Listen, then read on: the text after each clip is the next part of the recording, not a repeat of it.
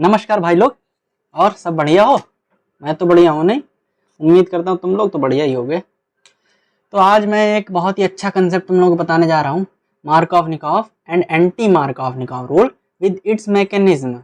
देखो ये जो कंसेप्ट है ना, ये तुम्हारा स्कूलिंग से शुरू होगा, तुम भले ग्रेजुएशन पहुंच जाओ, पीजी करने लगो, कहीं तुम्हारा पीछा नहीं छोड़ेगा। बहुत ही अच्छा कंसेप्ट है।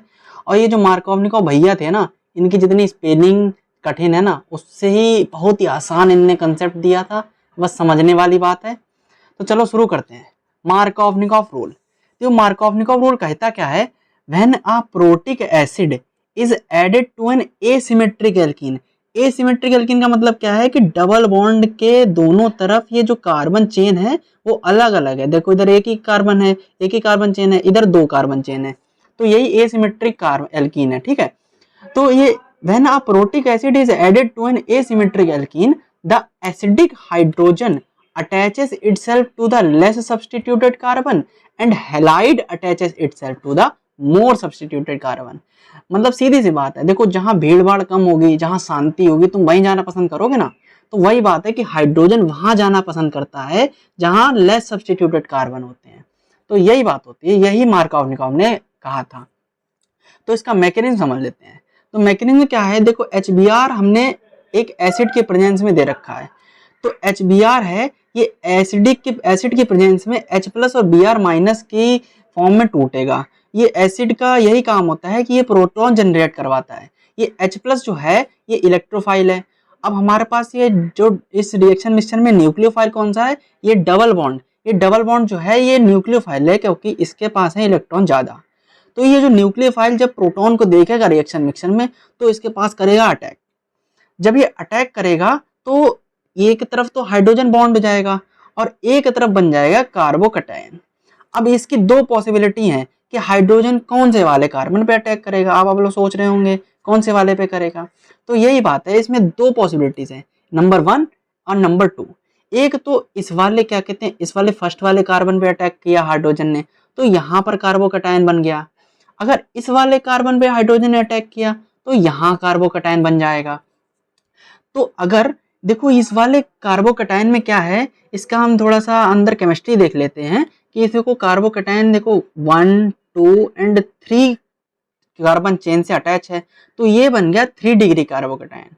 और यहाँ पर क्या है, देखो 1 2 ओनली 2 कार्बन चेन से अटैच है, तो इसका मतलब ये है 2 डिग्री कार्बोकैटायन।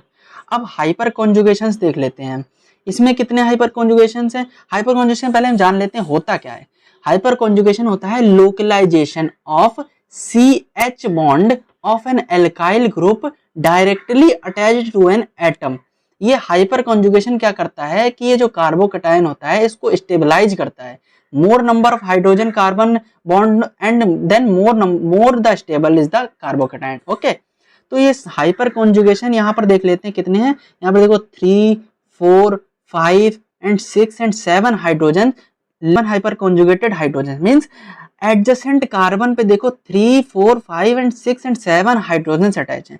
तो ये जो है ये कार्बोकैटायन को स्टेबलाइज करेंगे। और यहाँ पर कितने हैं, 3 and 4, only 4 hyper conjugated hydrogen हैं। तो इसका मतलब क्या है, यहाँ पर नंबर हाइपर कॉन्जुगेटेड हाइड्रोजन का नंबर ज्यादा है। और यहाँ पर क्या है, 3 डिग्री कार्बोकैटायन है। अभी तक हम क्या पढ़ते आए हैं कि 3 degree carbocation is more stable then 2 degree carbocation. और यहाँ पर हाइपर कंजुगेटेड हाइड्रोजन की मात्रा भी ज्यादा है। तो ये जो वाला इंटरमीडिएट नंबर 1 है ये इंटरमीडिएट नंबर 2 से ज्यादा स्टेबल होगा। तो इसका मतलब क्या है कि ये हायर अमाउंट में बनेगा। तो अगर ये हायर अमाउंट में बनेगा तो फिर क्या होगा कि ये CH3 जो है, अब इसके बाद Br नेगेटिव जो हमारे पास बचा था, ये जो कार्बोकैटायन है इस पे जाके अटैक कर जाएगा। तो ये वाला ज्यादा अमाउंट में बना था इसलिए ये मेजर कंपाउंड बनेगा। इस वाले में क्या है, ये वाला कम अमाउंट में बना था तो ये माइनर कंपाउंड माइनर प्रोडक्ट बनेगा। तो यही था मार्कोव-निकोव रूल का कंसेप्ट। तो इसमें क्या है, देखो कैटायन और एनायन का फॉर्मेशन हो रहा है ना, तो इसलिए ये जो मैकेनिज्म है इसका आयनिक मैकेनिज्म होता है। इसी को मार्कोव-निकोव ने दर्शाया था, यही होता है मार्कोव-निकोव रूल। मार्कोव-निकोव तो हो गया, अब आ जाते हैं एंटी मार्कोव-निकोव रूल पे। एंटी का मतलब होता है opposite. Opposite of Markovnikov rule. अब ये एंटी मार्कोवनिकॉफ रूल कहता क्या है? देखो पहले क्या हो रहा था मार्कोवनिकॉफ रूल में, हाइड्रोजन जो था लेस सब्स्टिट्यूटेड कार्बन पे जा रहा था। अब यहाँ क्या हो रहा है, अपोजिट हो रहा है उसका, हाइड्रोजन जो है मोर सब्स्टिट्यूटेड कार्बन पे जा रहा है। यहाँ देखो 1 2 3 सब्स्टिट्यूशन है ना, यहाँ मार्कोवनिकॉफ एंटी मार्कोवनिकॉफ में हाइड्रोजन जो है मोर सब्स्टिट्यूटेड कार्बन पे जा रहा है। तो इसमें क्या सीन हो रहा है, ये वाला जो रूल होता है ना, ये फ्री रेडिकल मैकेनिज्म को फॉलो करता है। अब इसके मैकेनिज्म को देख लेते हैं, मैकेनिज्म क्या होता है। देखो अब हमने क्या किया था, रिएक्शन में जितने भी सब्सट्रेट थे वो सारे सेम थे, बट अब हमने इस बार रेडिकल जनरेटिंग एजेंट को डाला है H2O2। ये होता है हाइड्रोजन परऑक्साइड। ये हाइड्रोजन परऑक्साइड का स्ट्रक्चर कैसा होता है, HOO एंड H। देखो जैसा कि हम लोग जानते हैं, ऑक्सीजन के पास होते हैं 2 लोन पेयर, ऑक्सीजन की होती है इलेक्ट्रोनेगेटिविटी बहुत ज्यादा। तो ये लोन पेयर जो होते हैं ना, 2 लोन पेयर इस वाले ऑक्सीजन के पास, 2 लोन पेयर इस वाले ऑक्सीजन के पास। अब ये सिंगल बॉन्ड से दोनों ऑक्सीजन अटैच हैं। ये लोन पेयर इतना रेपेल करते हैं एक दूसरे को बहुत ही, तो इस कारण से ये जो सिंगल बॉन्ड है ना, ये बहुत ही वीक होता है और इसकी इलेक्ट्रोनेगेटिविटी बहुत ज़्यादा होती है। तो जब ये इसमें रिएक्शन मिक्सचर में डालते हैं, तो जब इसको एक बहुत ही छोटा सा स्टिमुलस भी मिलता है ना, तो ये सिंगल बॉन्ड ऑक्सीजन ऑक्सीजन का सिंगल बॉन्ड होमोलाइटिकली क्लीव्ड हो जाता है। ऑक्सीजन एक अपना इलेक्ट्रॉन लेकर निकल जाता है, ये वाला ऑक्सीजन अपना इलेक्ट्रॉन लेकर निकल जाता है। तो यही इसी कारण से जो हाइड्रोजन परऑक्साइड है ये 2OH फ्री रेडिकल बनाता है। तो ये जो 2OH फ्री रेडिकल इसमें बना है, अब ये HBr जो हमारे पास पहले से प्रेजेंट था, इसका क्लीवेज भी रेडिकल पाथवे में करवाएगा। पहले क्या हो रहा था कि देखो, पहले क्या हो रहा था, ये H प्लस और Br माइनस में टूट रहा था। अब क्या हो रहा है कि ये जो OH है ना, ये फ्री रेडिकल की फॉर्म में है, ये HBr को रेडिकल पाथवे में तोड़ेगा, तो H अपना इलेक्ट्रॉन लेके निकलेगा, Br अपना इलेक्ट्रॉन लेके निकलेगा, तो ये H और OH मिलके H2O बना लेगा और Br अपना रेडिकल फॉर्म में हो जाएगा। जब Br रेडिकल फॉर्म में हो जाएगा तो ये HBr से रिएक्ट करेगा, H निकल के Br से रिएक्ट करेगा तो HBr बनाएगा और Br अपना रेडिकल बनाएगा। तो ये जो प्रोसेस होती है ना पूरी, ये बहुत कंटिन्यूस प्रोसेस चलती रहती है। और ये Br जो होता है ना, फ्री रेडिकल इलेक्ट्रोफाइल होता है। इलेक्ट्रोफाइल का मतलब क्या है, मैंने यहाँ इलेक्ट्रोफाइल क्यों बोला है, क्योंकि इसके पास एक इलेक्ट्रॉन है, एक इलेक्ट्रॉन की इस पास कमी है, तो ये भी इलेक्ट्रॉन लविंग है, तो इसीलिए मैंने यहाँ पर फ्री रेडिकल इलेक्ट्रोफाइल इसको बोला है। तो ये जब फ्री रेडिकल इलेक्ट्रोफाइल बन जाएगा तो उसके बाद क्या होगा, हमारा ये जो एसिमेट्रिक एल्कीन था, अब इस पे Br रेडिकल अटैच होने वाला होगा। तो इसमें भी 2 कंडीशन बन जाती हैं। जब डबल बॉन्ड टूटेगा तो एक कार्बन पे जाके Br रेडिकल लगेगा और दूसरे कार्बन पे जाके फ्री रेडिकल जनरेट हो जाएगा, क्योंकि Br के पास एक इलेक्ट्रॉन था पहले से ही। तो जब बॉन्ड टूटा तो एक कार्बन का एक इलेक्ट्रॉन उसके साथ बॉन्ड बना लेगा और एक इलेक्ट्रॉन उसके पास चला जाएगा दूसरे कार्बन के पास, तो यहाँ पर फ्री रेडिकल जनरेट हो जाएगा।